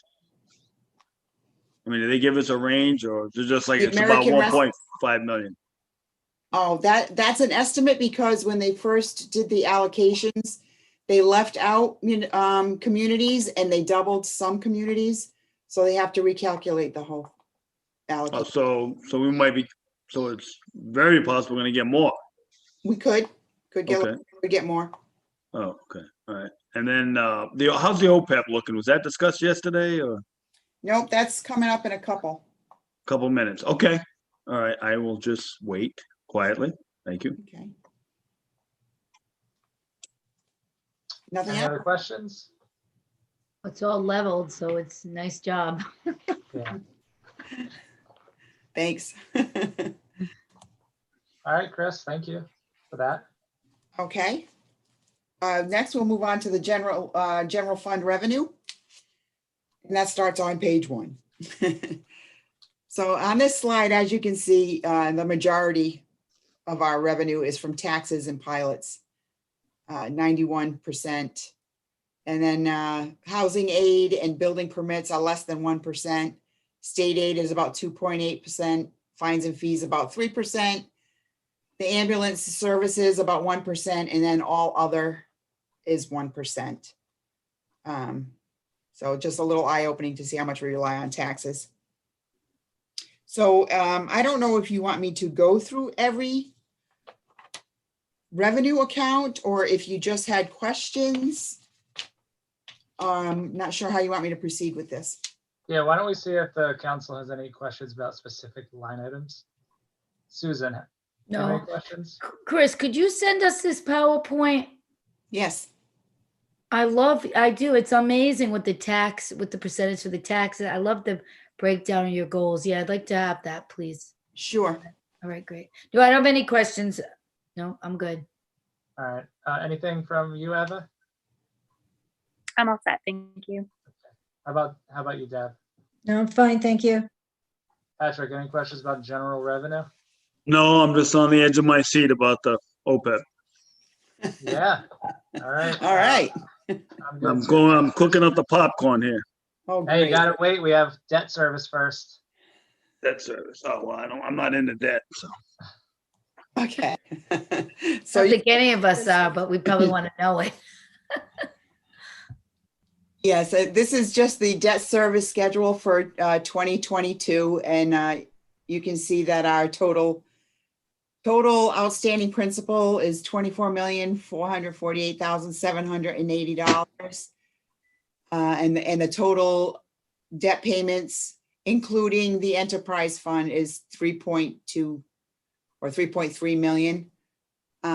We did pay off a few last year, though those were out of the enterprise funds. That still is our outstanding debt, and a few of the debt service ratios. You can see the general fund debt to operating. They like to keep it around 7%, the state average there. So we're almost 5%. We want to continue watching that. Standing principal to assessed valuation. They have 2.5% as a guideline, and we're at 0.54. So that is good. General fund debt service to the maximum tax levy, we're at 5.46, and outstanding debt per capita, and we're at $1,507 to their guideline of 2,500. So we're still in pretty good shape with debt service. Mhm. It's good. Anybody have any questions about that? Nope. Okay, I have a lot of papers here. We could skip the OPEB. I don't think anyone's interested in that. So All right, we'll skip right over that one. All right. Yeah, just kidding. Okay, so here we are at the town pension. Last year at 7/1/2019, we're at 67.8. 7/1/2020, we went down a bit to 66.5% funded. And well, that was because the fire and police have new mortality tables. They're living longer. And unfortunately, we had to use a 630 number for our investment returns, which was horrific. So we ended the year at, with our pension fund, 10.24% return rate. But at the time of 630, it was not nearly that. It was like 1 or 2%. So unfortunately, we got hit with those two issues, but we're still over the 60%. The 1666 pension, which is the closed police pension, there are currently 12 participants still remaining there. It went from 52.4 to 58.3%. And then we have our OPEB from 23% to 27.5%. So questions? Yeah. Patrick? You're on mute, Patrick. The OPEB, can you go back to that table? Yes, sir. Okay, all right. So, yeah, the pension there, the town pension, we dropped a little bit. That's too bad. Geez, what's the percentage of funding we're gonna do this year on that? The pension, it's on an average of 38.8% for town. Police is 54.9% and fire is 52.8%. They went up dramatically again because of the new mortality tables. Right. What's the percentage of funding for the OPEB? I mean, are we per, what was that, per employee? How do we work that? Per payroll? Per Right. payroll? Yeah, Yeah, so we have an amount. right, The pension is the one, per payroll too. right. Yeah, so for 2022, we're at 2.9 million for Right. actuarial determined contributions. Okay, so in this budget, we're 100% funding? Oh, yes, yeah. Okay. Yeah, by next year, by 2022, we should be at 30%. And so 2051, they're looking at 92% funded, so, you know, Right, that's far out, so. 2051, With OPEB, 2051. Wow, that's perfect. yeah. That's horrible, but anyway, shit. Damn. All right, I gotta think about this one. Is there any way we can boost that funding somehow? Not this year. Not this year. Yeah, well, we can, we could, I don't know about boosting the funding. I mean, to make up for last year's loss. In the Oh, you mean specific- for the pension fund? Yeah, for the pension, yeah. Can we fully fund that and then maybe then That something? That is fully funded. Yeah. Those are all funded at 100%. Right, right. Can we go Required. 105% or something like that for maybe that 1.5? Well, I think next year, when we get the rate of return back to normal, I mean, we took a It'll hit make because up of that that difference? 1%. They'll make up the difference? I think we'll make up the difference, yeah. Okay, so we'll be close, hopefully we'll be closer to 70%. As long as nothing else changes again. Right, right, okay. Because 80% is optimal, right? I mean, you want to be 80 and higher, right? Right. Right, okay. All right. that's all Chris, do you know how many years we've funded at 100% or paid 100%? I mean, Well, since 2014. oh, thank you. Yeah, right. 2004. That's when the reform came, right? Yeah, Yep. okay. I was Since I just got trying to elected. think. 'Cause Yes, made I sure was that trying to think, but I remember You the know time who now. funded the damn thing. Thanks. You're welcome. We backslided a little bit, but Yeah, but that was pretty good. it's a pandemic, for God's sake. So. I know, I wish we could have used a different figure, but we had to use the 630 Yep, rate of return. And then that was the worst one, really. right. Yeah, so this year that rate of return should be significantly better, right? And then some. Should be, Yeah. yes. Hopefully we'll make it. Like I up. said, in December, we finished at 10.24%. Yeah, there you go. Hopefully we get that right to 70%. That'd be great. That'd be great for next year. Just in time for the campaign. Oh. So, no, thank you. No, thank you. Okay, All right, thank you. you're welcome. And lastly is the special appropriations. And that is on page 48. And those are the ones that come in pretty much every year.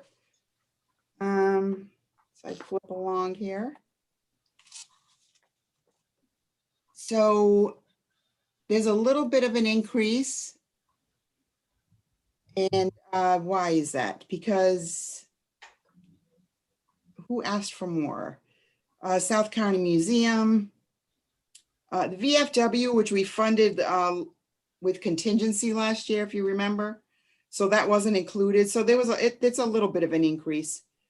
Not bad. And then I don't know if the town manager wants to speak on this a little bit more, but the South Kingston Senior Daycare is in transition and possibly moving to another negotiating a new service provider.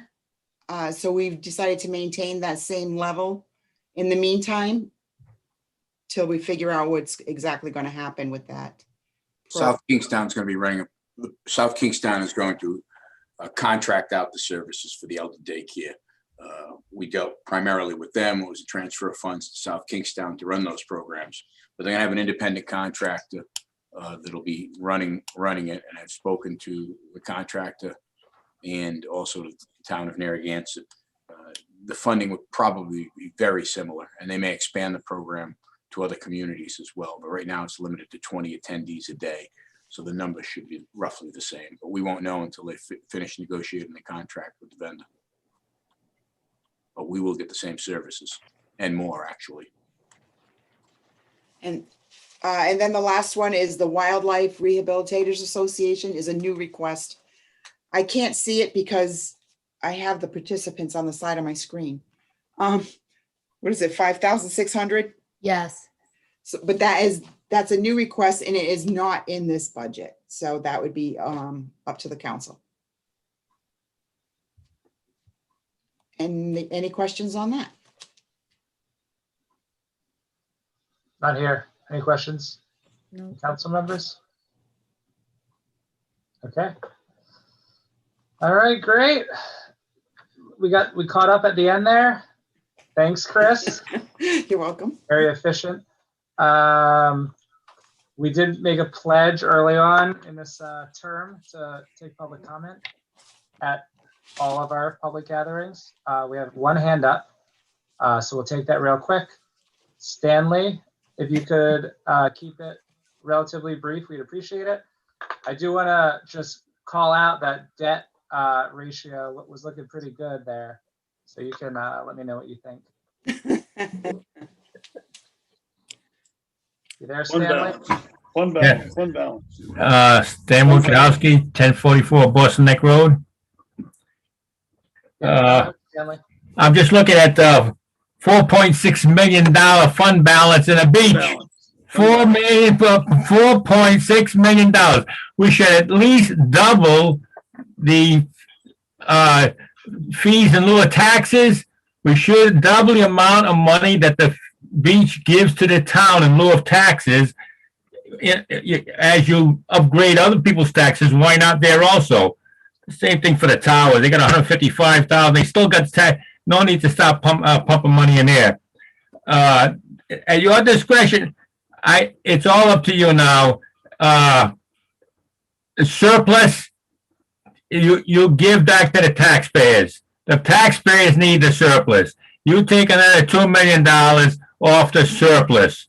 This is a benefit needed for the taxpayer, so we don't have to pay that extra 3.75%. We should have level tax this year in this disaster. Just take out the extra money you have. You're still financially stable. Help. I just lost my tenant. She owed me $3,600 and she ran away to Florida. This is what I see. This is the kind of thing I'm seeing. You know, single mother, couldn't afford to pay, ran away. And so there is distress out here, and I'd like to see a zero increase in the budget numbers.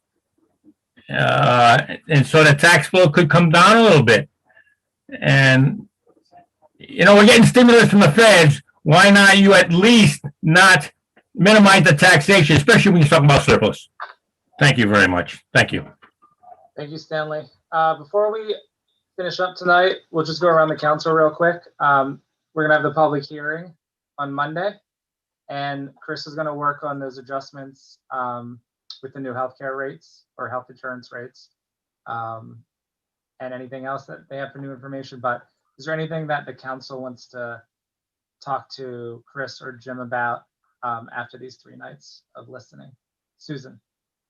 I mean, I think everybody did a great job, and Chris, I love your presentation. It was very informative.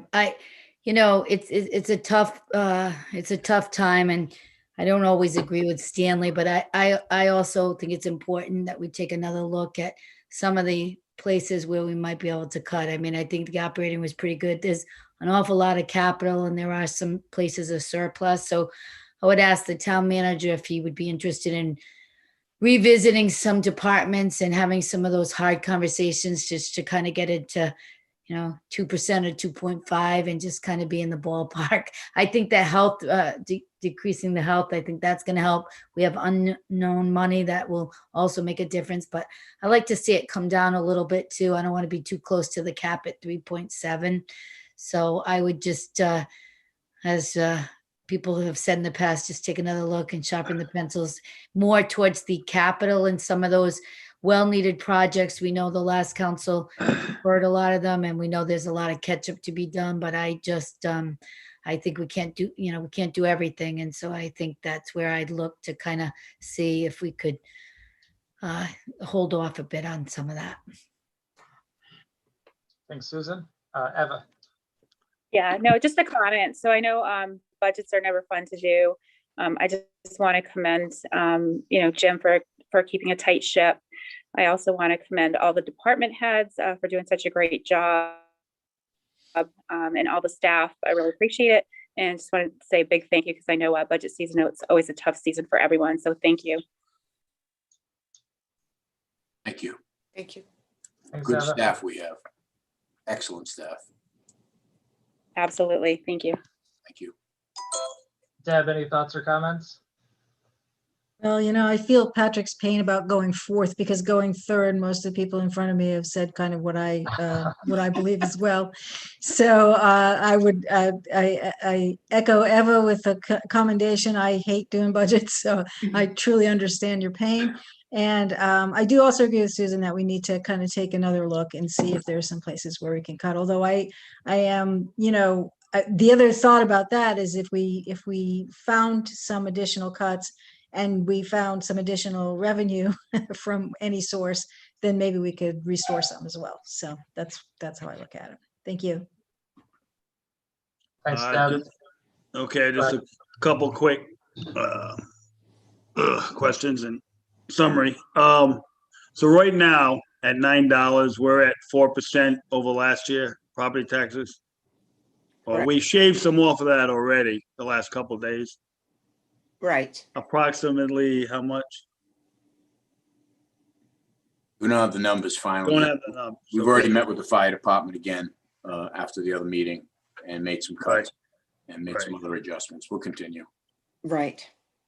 Okay, the beach enterprise fund, they're at 4.6, and that includes the 750 for the sand. Well, that's That's it. correct. Right. That's in there. Right. Now, has it always been that high? It seems awfully high than what it used to be. I mean, if you take away the 750, so we're at 3.85 million. So, has that always been that high, or does that seem excessive? I would have to research that for you and get back to you on that. Okay. I just don't know at this point. I did to Stanley's point. If he's still on, he'll be very happy. Yep. Steve was not, but we did implement, the town manager and myself, a 10% admin fee Right. to the enterprise funds, and also updated their pilot fees because that hadn't been changed since the early 2000s. So we did add quite a bit to that. So I did spread it out. Yeah, every $1 million of new revenue is 22 cents off the mill rate by my estimate. So we can dig up $1 million, that's 22 cents lower taxes per Yeah. thousand. You're about right. Mhm. So that's all I got. I even missed a day. So Thanks, Patrick. alrighty, thank you. Regarding that reserve, that beach surplus, when we had those workshops on the beach, the yearly ones, you could see the net revenue over the last few years, not counting last year, but like the last few years before that, where it started to get really high, $600,000-$700,000 in profit, which is great.